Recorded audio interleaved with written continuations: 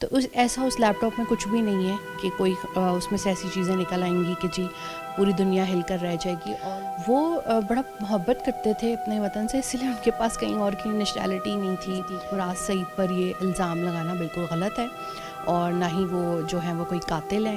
ارشد زیادہ یوز کرتے تھے اپنا آئی فون اور آئی پیڈ, لیکن بولنے کی سزا شاید زہر کا پیالہ ہوتا ہے یا موت ہوتا ہے. تو ان کو بھی ضرورت سے زیادہ چیزیں پتہ تھیں, سمجھدار بہت تھے.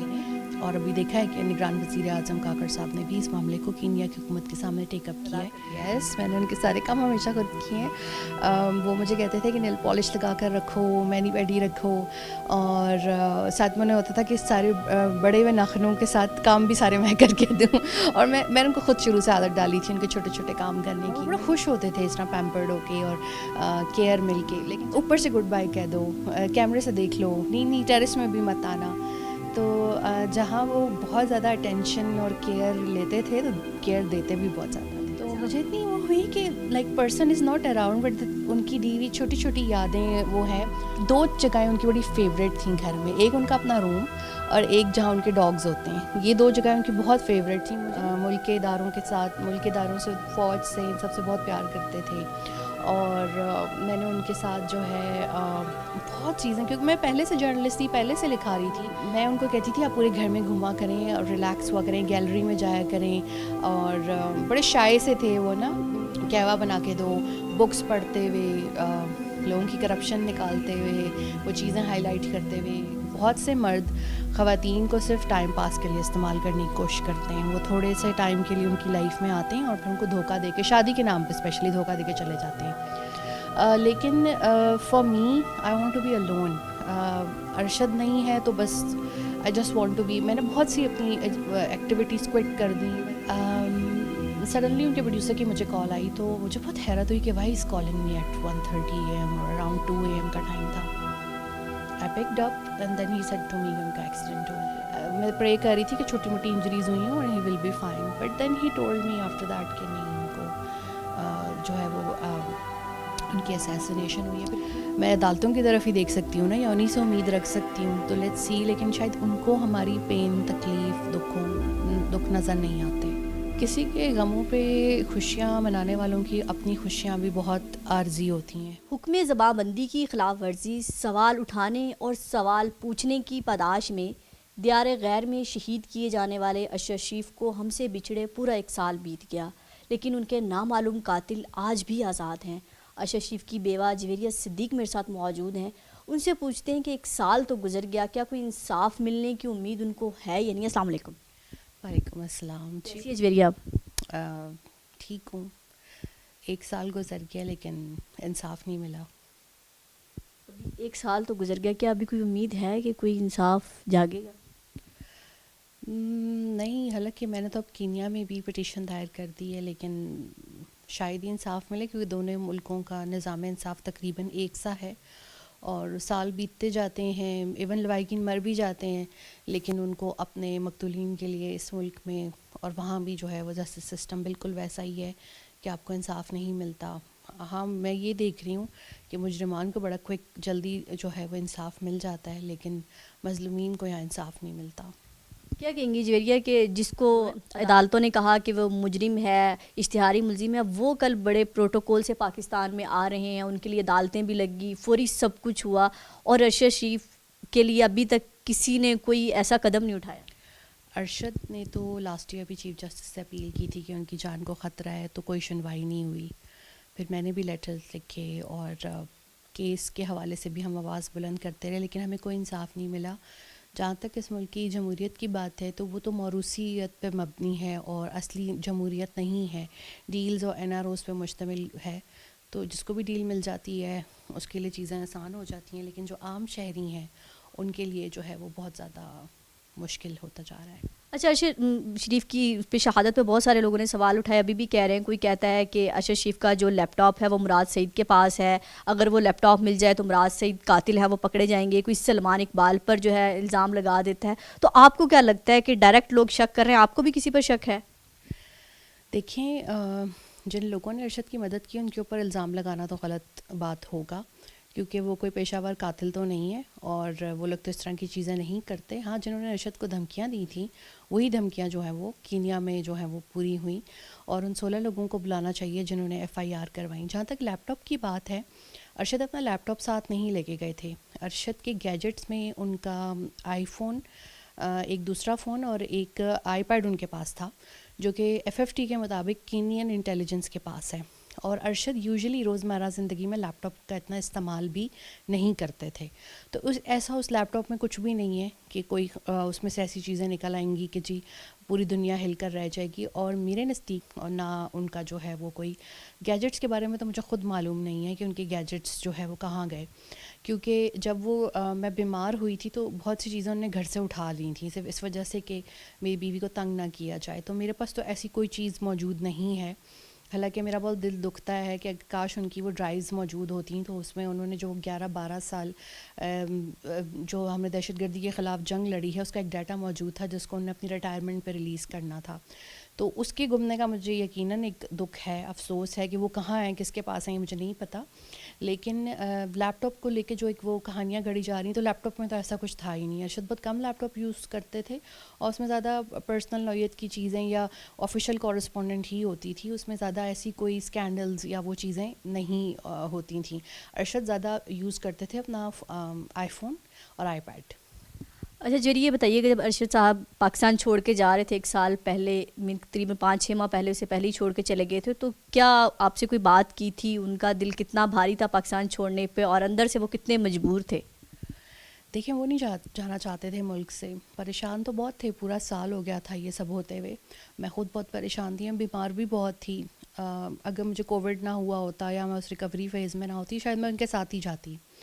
بٹ انفارچونیٹلی میرا تو اس وقت پاسپورٹ بھی ایکسپائر ہوا ہوا تھا. پھر نے مجھے کہا یہ رینیو کرواؤ تم, اور جب طبیعت ٹھیک ہو تو میں تمہیں بلا لوں گا. لیکن جب ان کو دبئی سے نکالا گیا نا تو وہ انہوں نے پھر نہیں کہا. انہوں نے کہا کہ جہاں پہ میں ہوں وہاں میری اسپاؤس نہیں آ سکتی. وہ بڑا محبت کرتے تھے اپنے وطن سے, اس لیے ان کے پاس کہیں اور کی نیشنلٹی نہیں تھی, کہیں اور کا ویزا نہیں تھا, کوئی ریزیڈنسی نہیں تھی. ان کا جینا مرنا صرف اسی ملک میں تھا. وہ بہت ہوپ فل تھے. وہ دسمبر میں ان کا پلان تھا کہ پاکستان واپس آ جاؤں گا, لیکن بس ظالموں نے نہیں آنے دیا اور ان کا جسد خاکی واپس آیا, وہ زندہ واپس نہیں آ سکے. وہ اپنے وطن سے بہت پیار کرتے تھے اور ان مشکل حالات میں بھی انہوں نے کبھی یہ نہیں سوچا کہ مجھے باہر کے ملک کو جائیداد بنانی چاہیے یا اسائلم ریزیڈنسی لے لینی چاہیے, کبھی بھی نہیں. حالانکہ میں بطور اسپاؤس ایک ٹائم پہ کہنا شروع ہو گئی تھی کہ اب آپ کو سیف ہو جانا چاہیے, آپ کو سیف جگہ پہ چلے جانا چاہیے, ہمیں کیوں تنگ کر رہے ہیں, ہمیں کیوں ہراس. ہم نے کیا کیا, ہم تو پرو پاکستانی ہیں. کرپشن کے حوالے سے آواز اٹھانا یا اس سے نفرت کرنا آپ کو اینٹی پاکستان کب سے بنانے لگ گیا ہے. لیکن بولنے کی سزا شاید زہر کا پیالہ ہوتا ہے یا موت ہوتا ہے. تو ان کو بھی ضرورت سے زیادہ چیزیں پتہ تھیں, سمجھدار بہت تھے, چیزوں کو نکال لیتے تھے. شاید یہ ان کے لیے ایک سزا وہ کی گئی کہ زیادہ سوچنا سمجھنا بولنا جو ہے نہیں چاہیے. اور وہ چونکہ ہماری پوری رولنگ ایلیٹ ساری کی ساری کرپشن کو سپورٹ کرتی ہے تو وہ نہیں کرتے تھے, تو یہ ان کا جرم بن گیا. 15 ماہ PDM کی حکومت رہی ہے, آپ نے مختلف درخواستیں بھی دی, تو کیا کسی PDM کے نمائندے نے کبھی آپ سے کوئی رابطہ کیا؟ حکومت نے, جو صحافیوں کی بڑی کہتے ہیں آزادی صحافت کی بات کرتے ہیں, صحافی سب برابر ہیں, تو کسی نے کبھی آپ سے اظہار افسوس یا یہ کوشش کی کہ انصاف دلوایا جائے آپ کو؟ PDM جتنی شفاق حکومت میں نے آج تک اپنی زندگی میں نہیں دیکھی. مجھے لگتا تھا کہ شاید ماشاءاللہ کے دور شفاق ہوتے ہوں گے, لیکن جتنا یہ جمہوری دور شفاق دیکھا ہے, کسی نے کوئی تعزیت نہیں کی, کسی نے کوئی پیش رفت نہیں ہونے دی کیس میں, نہ خود کچھ کیا نہ ہونے دیا.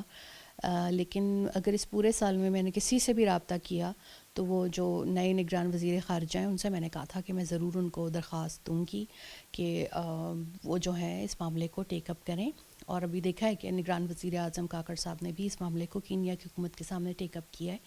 لیکن صرف کہنے سے کچھ نہیں ہوگا, کرنا پڑتا ہے. اگر آپ ایک ایٹمی ریاست ہیں تو اپنے ایک صحافی کے لیے انصاف لیں اور پتہ کریں کہ ارشد کو کیوں قتل کیا گیا. کسی رینڈم ٹورسٹ کو تو کہیں بھی قتل نہیں کیا جاتا نا. کینیا بھی ایک ٹورسٹ ڈیسٹینیشن ہے, تو اس میں حکومت اور ریاست کو آگے آنا چاہیے تھا, لیکن ایسا کچھ نہیں ہوا انفارچونیٹلی. اچھا جی, یہ بتائیں, ہمارے لیے تو لوگ کہہ رہے ہیں کہ 1 سال گزر گیا شاید پتہ بھی نہیں, لیکن آپ کے لیے 1 سال ایک ایک لمحہ کتنا بھاری تھا, اور شاہ صاحب کی کون سی ایسی یادیں جو آج بھی آپ یاد کریں تو آپ کو آنکھیں نم ہو جاتی ہیں؟ یوزلی یہ ہوتا ہے کہ میں اکثر رات کو بیٹھ کے نا ان کی پکچرز دیکھتی ہوں because I am slip deprive. تو وہ ایک ٹائم ہوتا ہے کہ مجھے وہ بہت زیادہ یاد آتے ہیں. اور پھر ایک ارلی مارننگ اور دوپہر کا ٹائم بھی ایسا ہوتا ہے کہ آئی مسڈ ہم بیکاز وہ ان کے میری ساری لائف کی روٹین ان کے کاموں کے ساتھ تھی نا. پہلے ان کے کام ہوتے تھے پھر میرے میں اپنے کام کرتی تھی. جب تک وہ گھر سے نہیں جاتے تھے میں اپنے آفیشیل کام نہیں شروع کرتی تھی. حالانکہ وہ مجھے بہت مارجن دیتے تھے. وہ کہتے تھے کہ آج میں دیر سے جاؤں گا تو جاؤ اپنے کام کرو, سکون کرو.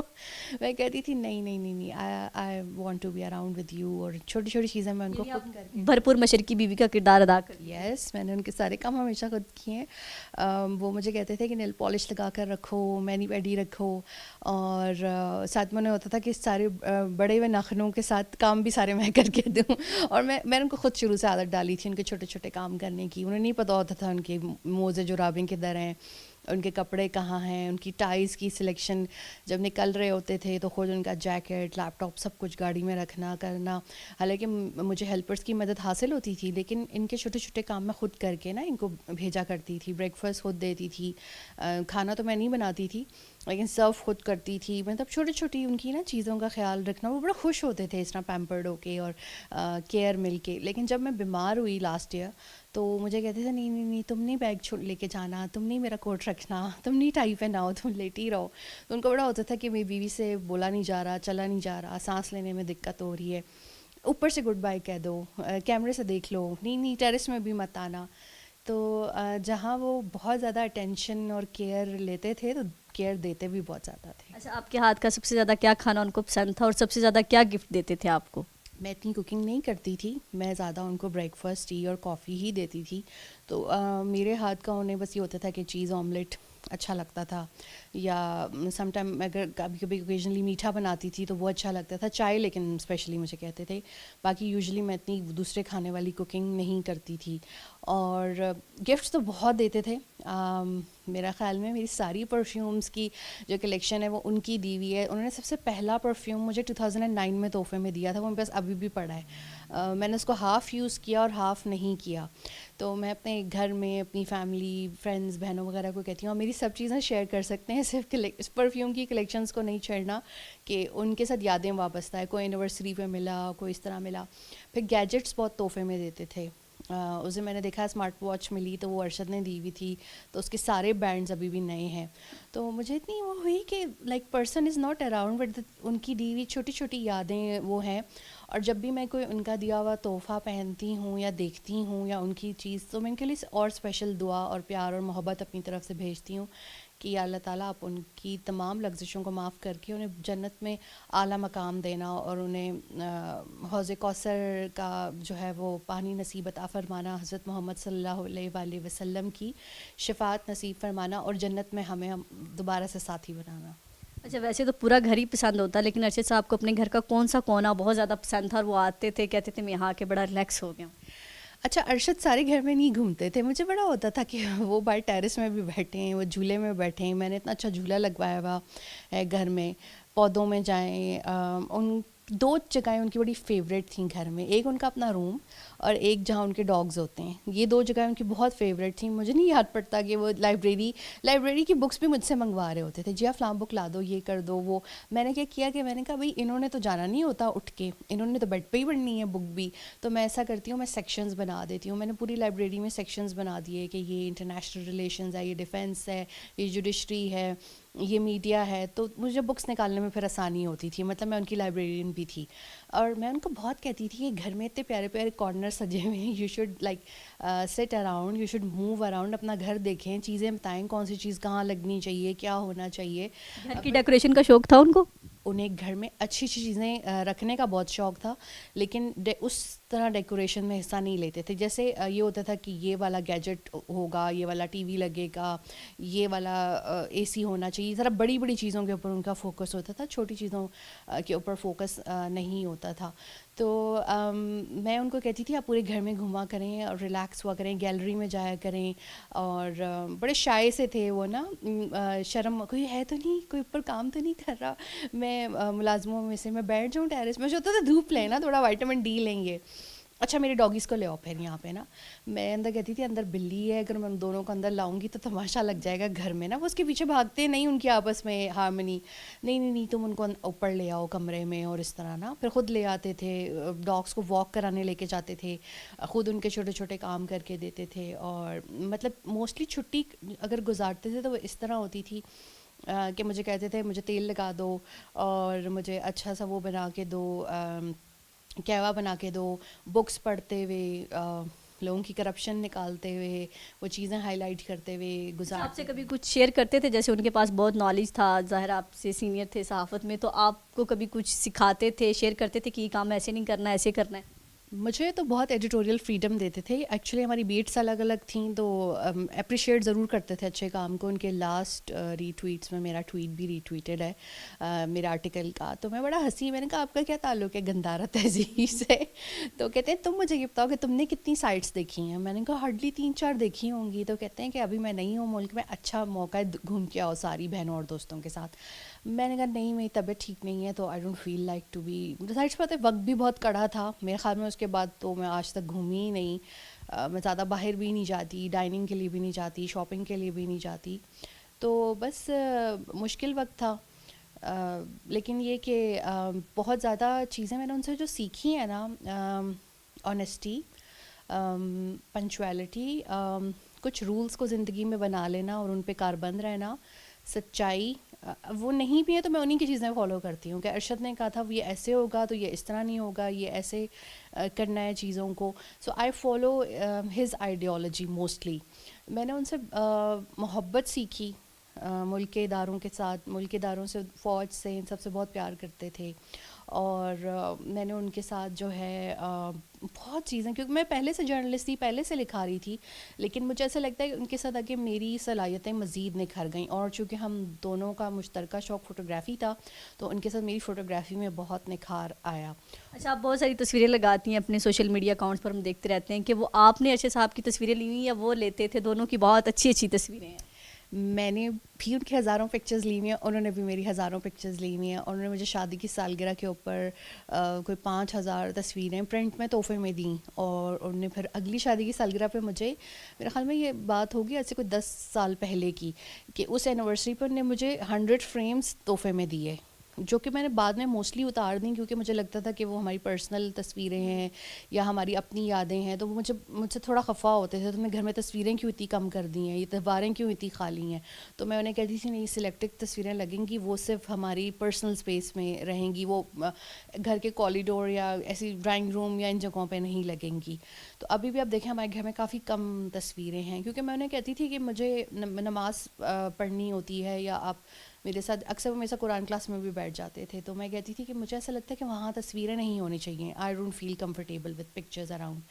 تو ہم نے ایک دوسرے کو ہزاروں تصویریں جو ہیں وہ تحفے میں دیں, اور ہم نے دوسروں کی بھی سلیکٹیولی کھینچی, لیکن ہم دونوں کو نیچر کی فوٹوگرافی کا زیادہ شوق تھا. اچھا جو یہ بتائیں, آپ پر پیسہ خرچ کرنے میں کتنے شادل تھے, یا کہتے تھے کہ تھوڑا سا ذرا خواتین کی زیادہ عادت ہوتی ہے شاپنگ کی کہ یہاں پر ہاتھ روک لیں, کبھی کہتے تھے؟ کبھی بھی نہیں. میں ایک چیز لے رہی ہوتی تھی, وہ کہتے تھے 4 چیزیں خریدو. بہت زیادہ ان کا دل بڑا تھا, ان کا ہاتھ بہت کھلا تھا, اور مجھے نہیں لگتا انہوں نے کبھی بھی کسی چیز کے لیے مجھے منع کیا. اور ہاں, لوگوں کو بڑی بڑی رقمیں عطیہ کر کے یا ادھار دے کے, لونز دے کے, پھر مجھے اس مہینے ضرور کہا کرتے تھے تم تھوڑا کم خرچہ کرنا اس بار. تو میں کہتی تھی کیوں, کیا ہوا؟ اچھا کسی کو لون دے دیا, اچھا کسی کو پیسے دے دیے, اچھا کوئی چیریٹی کر دی ہے بڑی. پھر میں تھوڑا سا بریک دیتی تھی, لیکن اگلے مہینے وہ اس سے ڈبل کمپنسیٹ کر دیتے تھے.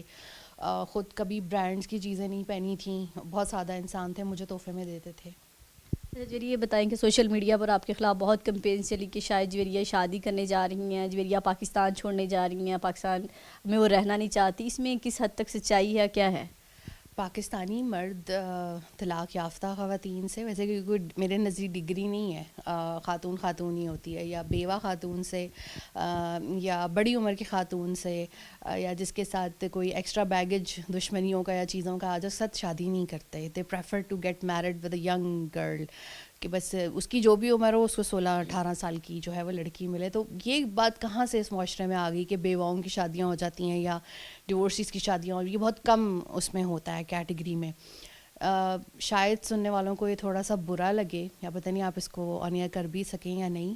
بہت سے مرد خواتین کو صرف ٹائم پاس کے لیے استعمال کرنے کی کوشش کرتے ہیں. وہ تھوڑے سے ٹائم کے لیے ان کی لائف میں آتے ہیں اور پھر ان کو دھوکہ دے کے, شادی کے نام پہ اسپیشلی دھوکہ دے کے چلے جاتے ہیں. فار می, اگر آپ نے کسی کے ساتھ زندگی گزارنی ہے تو اس کو رشتوں کی عزت دیں, اس کو حلال رشتے میں لائیں, نکاح کریں اور پبلکلی کریں چیزیں. میری شادی ڈے 1 سے پبلک شادی تھی, نادرا میں رجسٹرڈ تھی. سو میں نے ایک ارشد جیسے بندے کے ساتھ زندگی گزاری ہے, اور میرے لیے جو ہے وہ لائف کا ایک ویژن بہت ڈفرینٹ ہے.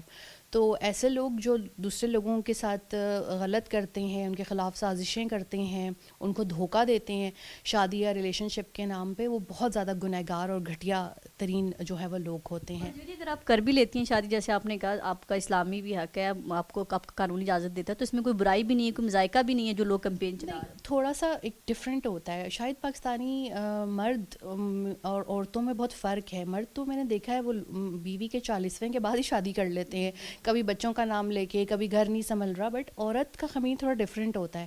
عورت جب تک گریف میں ہے اپنے شوہر کے لیے, یا عورت جب تک اس لاس میں ہے یا اپنے شوہر کو مس کرتی ہے, تو آپ دیکھتے ہیں وہ پوری زندگی انہی کے نام پہ گزار دیتی ہیں. وہ کہتی ہیں ہم نے انہی کی ہی بیوی رہنا ہے. لیکن for me I want to be alone. Arshad نہیں ہے تو بس I just want to be. میں نے بہت سی اپنی ایکٹیویٹیز کوئٹ کر دیں. میں باہر جا کے شاپنگ نہیں کرتی, میں کھانا نہیں کھانے جاتی, میں زیادہ گیدرنگز اٹینڈ نہیں کرتی, گھر سے تحائف بھیج دیتی ہوں. For me that's a difficult thing to do, because I daily missed him, I cried for him. ایسا کوئی دن نہیں گزرا کہ میں اس کے لیے روئی نہ ہوں. اور پھر جو یہ کمپینس وغیرہ چلاتے رہتے ہیں, ان کا تو کام ہے, یہ تو مطلب چلاتے رہیں گے. پھر دوسرا مجھ پہ ازائلم کا, میرے پاس کوئی ازائلم نہیں ہے, میرے پاس گرین پاسپورٹ ہے, پاکستانی شہری ہوں. تو یہ سب جھوٹ ہے, اور بیٹھی ہوئی بھی آپ کے سامنے اسلام آباد میں ہوں. تو یہ چیزیں بہت وہ ہیں. ایک تو شادی والی بات بالکل غلط اور جھوٹ تھی, اور اسائلم والی بات بھی آپ کے سامنے. میں I am sitting in Pakistan very much. اچھا, وہ جب ارشد شریف کی جب شہادت کا آپ کو پتہ چلا سوشل میڈیا کے تھرو, کیا کر رہی تھی آپ کا کتنے دن پہلے ان سے آخری رابطہ ہوا تھا؟ ایکچولی میں آپ کو بتایا کہ میں کووڈ سے ریکور کر رہی تھی, تو I was not feeling well these days. اس سے مجھے رونا بھی آیا. میں نے بہن سے چھوٹی سی لڑائی بھی کر لی. یوزلی میں I am very caring and I am not, میں اتنا لڑتی وغیرہ نہیں ہوں کسی سے بھی. میں نے اس سے اپولوجائز بھی کیا. میں نے کہا I don't know, I am feeling so heavy. میں روئی بھی, اور میں نے ارشد کو میسج کیا, اسی دن کی بات ہے 23 کی, کہ I am not feeling well, so I think I should take a bath, تو میں تھوڑا شاید اچھا فیل کروں گی. میں باہر آئی ہوں, میں نے فون نہیں دیکھے آ کے. میں نے ارشد کو میسج بھیجے ہوئے تھے. میں دوسرے کمرے میں لائبریری میں چلی گئی. I start reading books and تھوڑے چھوٹے موٹے کام. میں کوئی 1-2 گھنٹے بعد دوبارہ روم میں واپس آئی ہوں, اور میرے پاس فون نہیں تھے. یوزلی اب میں اتنا فون نہیں یوز کرتی. I just prefer to be stay offline and silent mostly. میں لوگوں کو رپلائی نہیں کرتی. I am sorry for that everyone. 2-2 3-3 دن گزر جاتے ہیں, میسج نہیں پڑھتی, دیکھتی نہیں ہوں. سڈنلی ان کے پروڈیوسر کی مجھے کال آئی, تو مجھے بہت حیرت ہوئی کہ why is calling me at 1:30 AM اور اراؤنڈ 2 AM کا ٹائم تھا. I picked up and then he said to me کہ ان کا ایکسیڈنٹ ہو گیا ہے. تو مجھے لگا کہ وہ اتنے وہ ہیں, ویل بلڈ ہیں, اتنے اسٹرانگ بلڈ ہیں, اور اللہ تعالیٰ نے ان کو صحت مند, لمبا اونچا قد کاٹ دیا, ان کو کچھ بھی نہیں ہوا ہوگا. فرسٹ تھاٹ واز, میں آئی واز بٹ لائک, میں پرے کر رہی تھی کہ چھوٹی موٹی انجریز ہوئی ہیں اور he will be fine. But then he told me after that کہ نہیں, ان کو جو ہے وہ ان کی اسیسینیشن ہوئی ہے. پھر کینیا سے فون آنا شروع ہو گئے صحافیوں کے, پاکستان سے. میرا فون پھر مجھے نہیں پتا اس کے بعد کیا کیا ہوا ہے. I just call my friend, sister, parents, اور بس اس کے بعد نہیں پھر مجھے اتنا یاد پڑتا, کیونکہ جیسے آپ ہوتا ہے نا تھوڑا نمب, اور اب تھوڑے سے وہ ہو جاتے ہو کیا فلی وہ نہیں ہوتے اویئر چیزوں کے لیے. پھر 5:30 بجے کے قریب پھر میں نے اپنی بہن سے کہا کہ draft a tweet and like announce it, because speculations ہو رہی تھیں ان چیزیں, اور بہت ٹف ٹائم تھا to announce that thing. Javeria, ابھی بھی اکثر لوگ یہ بات کرتے ہیں کہ ظاہرہ سوشل میڈیا پہلے بھی استعمال کرتی تھی, اب بھی استعمال کرتی ہیں. کچھ لوگوں کو لگتا ہے کہ شاید جب ارشد شریف صاحب کی بھی ان کو دفنایا بھی نہیں تھا جویریہ, تو اس ٹائم بھی سوشل میڈیا استعمال کری تھی. شاید ان کے سوشل میڈیا کے فین لوگوں کی سمپتی گین کرنے کے لیے سب کچھ کر رہی ہے ٹویٹس. پھر ایسی سمپتی اللہ کرے ان لوگوں کو بھی ملے. میں چاہوں گی ایسا فیم, ایسی سمپتی ان لوگوں کو بھی ضرور ملے. فار میں I pray for them. For me Arshad اس بات کو جانتے تھے کہ میں خود جرنلسٹ ہوں، اور میرے اکاؤنٹ بھی کوئی پتہ نہیں 15 سال پہلے کے بنے ہوئے ہیں. میں بہت پہلے سوشل میڈیا یوز کر رہی ہوں، because I am not that much social person in my personal life. تو میرا ایک جو کتارسس ہوتا ہے وہ آن لائن ہی ہوتا ہے. اور اگر میں اس وقت یہ چیزیں نہ بتاتی یا میں کمیونیکیٹ نہ کرتی تو کون کرتا؟ کوئی بھی ان کا فیملی ممبر سوشل میڈیا پہ نہیں تھا سوائے میرے، اور میں ہی ان کا پبلک فیس تھی ہمیشہ سے. پھر سیکنڈلی جس طریقے سے میں نے عالمی طور پہ چیزوں کو لے کے چلی، اور پاکستان میں بھی، تو I was the only one who is doing that. ہاں صرف یہ ہوتا ہے کہ اس ٹائم پہ آپ کے اندر اتنی انرجی یا وہ نہیں ہوتا کہ آپ خود لکھ سکیں. اس وقت آپ دوسرے کو کہہ رہے ہوتے ہو کہ یہ لکھ دو، یہ وہ کر دو.